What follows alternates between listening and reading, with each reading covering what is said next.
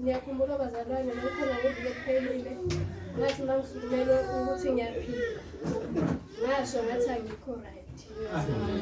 Namuhla abazalwane ngi-right 100%. Amen. Ngiyabonga kakhulu kwamandla kaNkulunkulu. uNkulunkulu ngimbonile ukuthi ukhona. Amen. Ukhona kakhulu uNkulunkulu. Kakhulukazi thina bomama.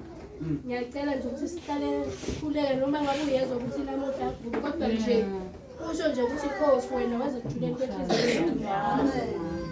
Nje thina siyalingwa kakhulu ngoba mama ugulelwa umntwana njengoba egulelwa umntwana ubona mina kakhulu uyebo nobaba wakho usuka khona uyabona kodwa umuntu ozwa kakhulu